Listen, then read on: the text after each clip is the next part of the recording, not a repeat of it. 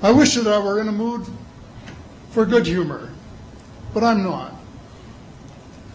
We are hell-bent in the direction of destroying our planet, and frankly, we appear to be doing very little about it. Decades ago, visitors from other planets warned us about where we were headed and offered to help.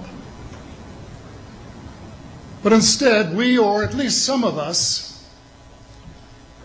interpreted their visits as a threat and decided to shoot first and ask questions after. Approximately 50 years ago, under the direction of President Harry Truman and in the interest of national security, a group of 12 top military scientific personnel were established.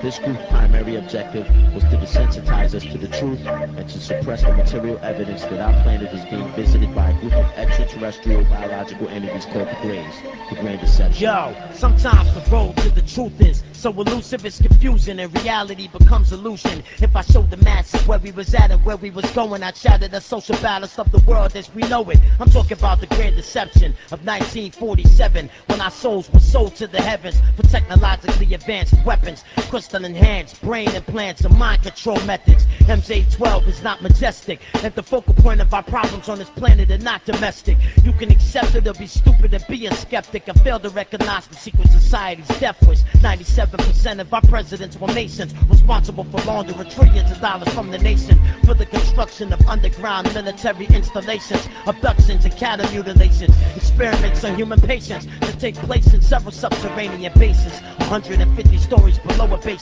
with knowledge of genetic information. You need to fear science, not Satan, because through the manipulation of certain biological agents, they create strange creations, top secret special operations, low frequency sounds and lasers. People like Carl Sagan that didn't believe in the Drake equation were trying to keep Western civilization on a need-to-know basis, where you need to know that this is a game and we being betrayed and played in the worst way.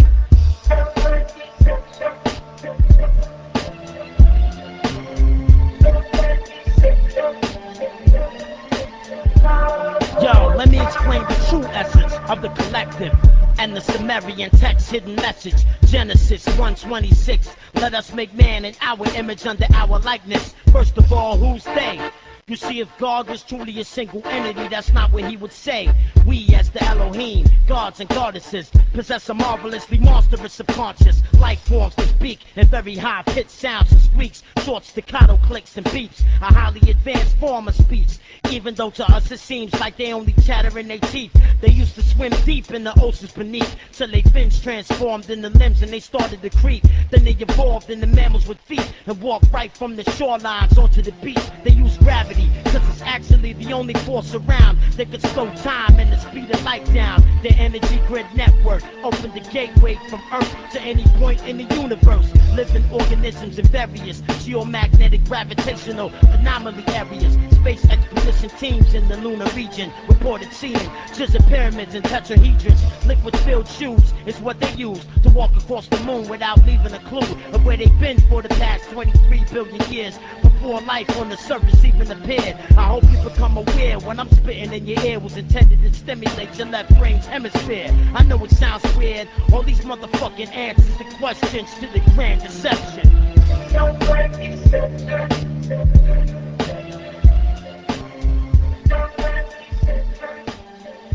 Stephen has said that talking about UFOs is passé, and that we should be talking or limiting our talk to exopolitics. Well, Stephen, I agree with you in theory, but in reality we have a problem when official U.S. policy insists that UFOs don't exist.